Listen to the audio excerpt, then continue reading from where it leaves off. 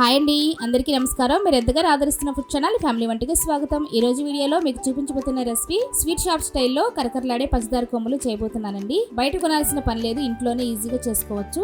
ఈ పంచదార కొమ్ములు బయట షాపుల్లో ఎలా ఉంటాయో అదే టేస్ట్, అదే క్రిస్పీనెస్ వచ్చేలా స్టెప్ బై స్టెప్ చేసి చూపిస్తాను. కాబట్టి వీడియోని చివరి వరకు చూడండి. ఈ విధంగా చేస్తే యాజ్ ఈజీగా మీరు బయట షాపుల్లో కొనాల్సిన పని లేకుండా ఈజీగానే ఇంట్లోనే చేసుకునేటట్లుగా కుదురుతాయి.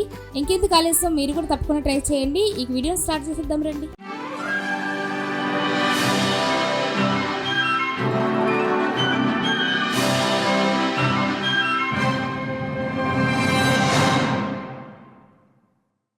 ముందుగా స్టవ్ వెలిగించుకుని ఒక గిన్నె పెట్టుకుని అందులో కొద్దిగా ఒక గ్లాస్ వాటర్ వేడి చేసుకోవాలండి.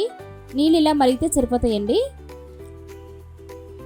ఇప్పుడు మరో స్టవ్ మీద ప్యాన్ పెట్టుకుని అందులోనికి ఒక పావు కప్పు నెయ్యి వేడి చేసి పెట్టుకోవాలి.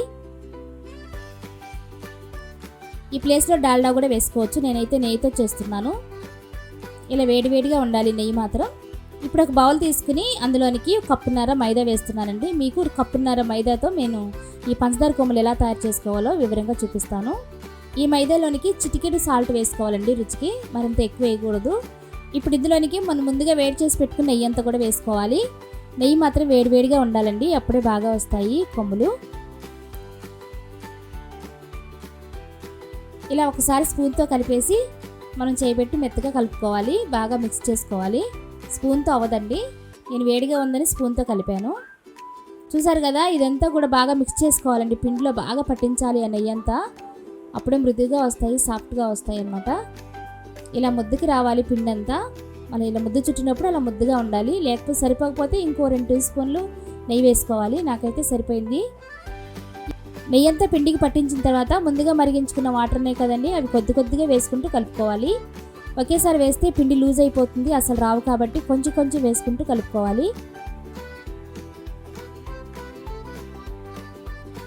వాటర్ కూడా వేడిగానే ఉండాలి, మనం మరిగించుకున్న వాటరే వేస్తున్నాను. కొంచెం కొంచెమే కలుపుకోవాలి. ఈ మైదా ప్లేస్లో మనం గోధుమ పిండి కూడా వాడుకోవచ్చండి. కానీ మనం వచ్చి స్వీట్ షాప్ స్టైల్లో చేస్తున్నాం కాబట్టి స్వీట్ షాప్లో అయితే ఇలా మైదానే వేస్తారు, కాబట్టి నేను మైదాతోనే చేస్తున్నాను.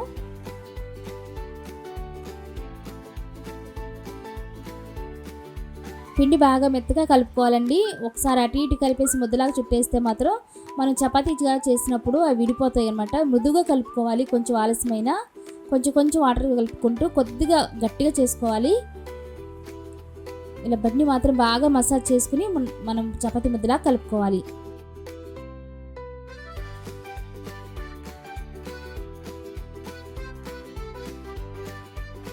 పిండి ముద్ద ఇలా సాఫ్ట్గా, మరి గట్టిగా లేకుండా మరి లూజ్గా లేకుండా ఇలా ఉండాలండి. ఇప్పుడు 15 నిమిషాల పాటు దీన్ని మూత పెట్టి పక్కన పెట్టుకోవాలి. బాగా నానుతుందన్నమాట ఈలోపు. ఇక 15 నిమిషాల తర్వాత మూత తీసి ఒకసారి చూసుకొని ఇంకా మనం రెడీ చేసుకోవచ్చండి. పిండి బాగా నానింది, ఈ విధంగా ఉంటే సరిపోతుంది. నేను తీసుకున్న ఈ పిండి ముద్దని 2 భాగాలుగా చేసుకుంటున్నాను.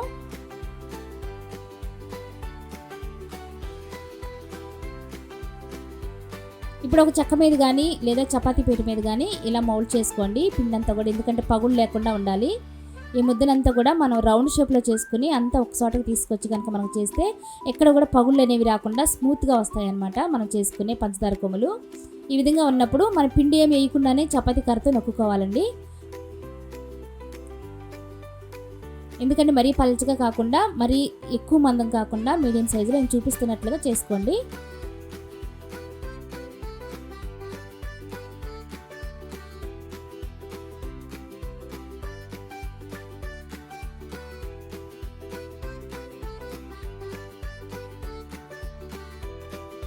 చూసారు కదా, వీడియోలో ఇంత మందంగా ఉండాలండి. మరీ పలచగా ఉండకూడదు, మరింత లావుగా కూడా ఉండకూడదు, ఇలా ఉండాలి. ఇప్పుడు చాక్ తీసుకుని పక్క సైడ్లన్నీ కట్ చేస్తే మనకు సమానంగా వస్తాయండి. పీసెస్ అన్ని కూడా సమానంగా కట్ చేసుకోవచ్చు ఈ విధంగా చేస్తే కనుక. మరీ సన్నగా కాకుండా మరీ లావుగా కాకుండా ఇలా కట్ చేసుకోండి. ఎందుకంటే పిండి కలిపేటప్పుడు మనం జోరుగా లేకుండా ఉంటే ఇంత చక్కగా వస్తాయి. పిండి అవసరం లేకుండానే మనం చపాతీ చేసుకోవచ్చు. దాన్ని ఇలా కట్ చేసుకున్నప్పుడు ఈజీగా ఉంటుంది మనకి.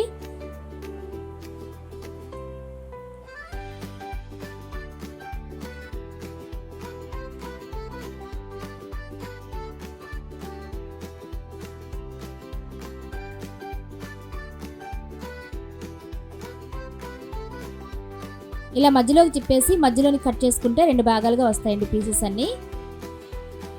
ఇలా కట్ చేసుకునే పీసెస్ అన్నీ కూడా ఒక ప్లేట్లోకి తీసేసుకోండి విడివిడిగా. ఎక్కడ అతుక్కోవండి, చక్కగా వస్తాయి.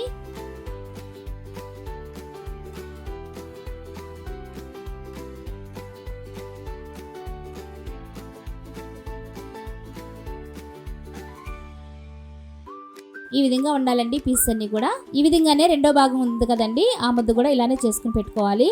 ఇలా పిండంతా కూడా పీసులుగా కట్ చేసుకుని ఒక ప్లేట్లోకి తీసుకున్నానండి. ఇప్పుడు స్టవ్ వెలిగించుకుని కళాయి పెట్టుకుని డీప్ ఫ్రై సరిపడా ఆయిల్ వేసుకోవాలి. ఇప్పుడు ఆయిల్ కాగిందో లేదో ఒకసారి చెక్ చేసుకుని కొద్దిగా కాగిన వెంటనే మనం వేసుకోవాలండి, ఎక్కువగా కాగకూడదు.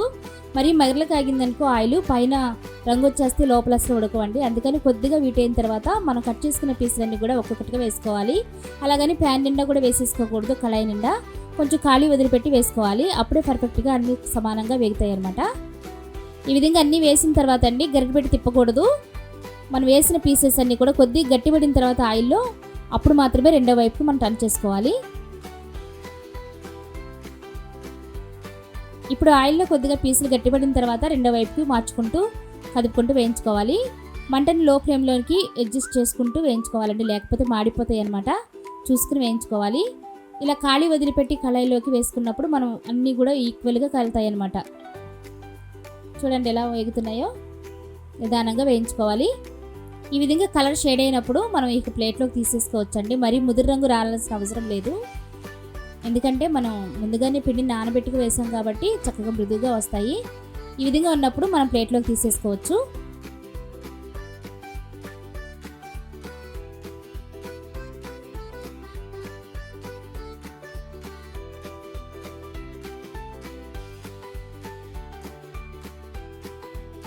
ఇక మిగిలిన పీసెస్ కూడా అలానే వేసుకోవాలి. ముందుగా మనం ఏ విధంగా వేయించుకున్నామో అదే విధంగా వేయించుకోవాలి.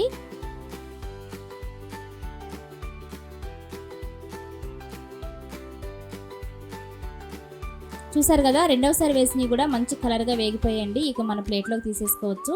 ఇదే విధంగా ఎన్నైతే మనం ప్రిపేర్ చేసి పెట్టుకున్నాం అన్నీ కూడా ఈ విధంగానే డీప్ ఫ్రై చేసి పెట్టుకోవాలి. మనం పిండి ముద్దలను చాలా సాఫ్ట్గా కలుపుకున్నాం కాబట్టి ఇలా పీసులు కూడా చక్కగా వచ్చాయి. చూడండి ఎంత పర్ఫెక్ట్గా వచ్చాయో. మన పిండి కలుపుకునేటప్పుడే ఇలా చూసుకుని మనం కనుక కలుపుకుంటే చక్కగా వస్తాయి. ఈ విధంగా మొత్తం అన్ని వేయించుకున్న తర్వాత మళ్ళీ అదే స్టవ్ మీద ప్యాన్ పెట్టుకుని అందులోనికి 1 కప్పు షుగర్ వేసుకోవాలండి. నేను కప్పున్నర పిండి తీసుకున్నా కాబట్టి కొంచెం వెళ్తుగా కప్పు షుగర్ అయితే సరిపోతుంది. అందులోనికి 1/2 కప్పు వాటర్ వేసి మరిగించుకోవాలి. తీగ పాకం వచ్చేంత వరకు ఉడికించుకోవాలి. ఈ పాకాన్ని ఇలా పంచదార కరిగేంత వరకు గరిటెతో తిప్పుకుంటూ పాకం రానిచ్చుకోవాలండి. ఇందులోనికి ఫ్లేవర్ కోసం కొంచెం యాలకుల పొడి కూడా యాడ్ చేసుకోవచ్చు.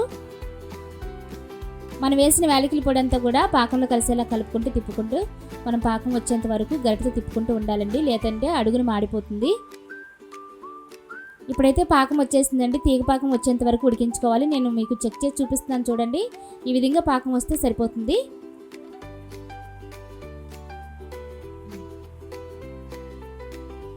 పాకం ఇలా ఉన్నప్పుడు మనం ముందుగా ప్రిపేర్ చేసుకున్న పీసెస్ అన్ని కూడా ఇందులోకి వేసేసుకుని మొత్తం అంతా కూడా పాకం పట్టించాలండి నిదానంగా. ఇలా వేసిన తర్వాత తిప్పుతూ ఉన్నప్పుడే మనం స్టవ్ ఆఫ్ చేసేసుకోవచ్చండి. ఎందుకంటే మనం బయటికి తీసినప్పుడు కూడా చల్లారిపోయేటప్పటికి ఆ పాకం అంతా కూడా ఎగిరిపోతూ ఉంటుంది.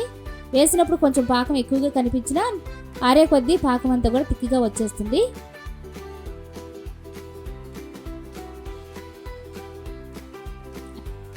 ఈ విధంగా ఆరే కొద్దండి మనం పాకం చూడండి, ముందు కొంచెం ఎక్కువగా ఉన్నట్టు అనిపించింది, ఇప్పుడైతే తక్కువ అయిపోయింది. ఆ పీసెస్ మీదకి పంచదార లేయర్స్ అంతా కూడా పట్టి బాగా తెల్లగా వచ్చేస్తాయి కొంచెం ఆరిందంటే. చూసారు కదా, ఆరే కొద్దీ ఇలా పంచదార అంతా పీల్చుకుని ఎలా వచ్చాయో విడివిడిగా వస్తున్నాయి చూడండి. ఎక్కడ కూడా అతికిపోకుండా మనం తిప్పుతున్నాం కదండి అటు ఇటుగా, ఆరే కొద్దీ ఇలా విడివిడిగా వస్తాయి. ఇలా ఉన్నప్పుడే మనం ప్లేట్లోకి తీసేసుకోవాలి, లేదంటే ఒకదానికి ఒకటి మీద ఉంటే అతికిపోతాయి. కాబట్టి ఇట్లా ఉన్నప్పుడు మనం ప్లేట్లోకి తీసేసుకోవచ్చు. ఇప్పుడు ఒక ప్లేట్ తీసుకుని అందులోనికి ముందుగా మనం ప్రిపేర్ చేసుకున్న ఇవన్నీ కూడా ఇందులోకి వేసేసుకోవాలండి. అవి పూర్తిగా చల్లారితే మాత్రం మంచి టెక్చర్తో మనకి పంచదార కొమ్ములు రెడీ అయిపోతాయి. అంతేనండి, చక్కగా మన పంచదార కొమ్ములు అయితే రెడీ అయిపోయాయి. ఒకసారి తింటే మళ్ళీ మళ్ళీ తినాలించే టేస్ట్ అయితే ఉంటుంది. బయట షాప్లో ఏ విధంగా అయితే టేస్ట్ ఉంటుందో అంతే టేస్ట్తో మనం తయారు చేసుకున్నాం కాబట్టి చాలా ఈజీగా రెడీ చేసుకోవచ్చు. నేను చెప్పిన కొలతలతో కనుక మీరు కూడా ట్రై చేస్తే చక్కగా పంచదార కొమ్ములు ఈ విధంగా కుదురుతాయి అన్నమాట. ఇక బయట కొనాల్సిన పని లేకుండా ఈ రోజు నుంచే మీరు ఇంట్లో చేసుకోవచ్చు. మీరు కూడా తప్పకుండా ఇంట్లో ట్రై చేసి ఎలా వచ్చాయో కామెంట్లో చెప్పండి. ఈ వీడియో మీకు నచ్చితే ఒక లైక్ చేసి మీ ఫ్రెండ్స్కి షేర్ చేయండి. ఇంకా ఇలాంటి టేస్టీ రెసిపీ కోసం మా ఛానల్ని సబ్స్క్రైబ్ చేయడం మర్చిపోకండి. ఇంకా మరో టేస్టీ రెసిపీతో మళ్ళీ మీ ముందు ఉంటాను. అంతవరకు సెలవు. Thank you for watching.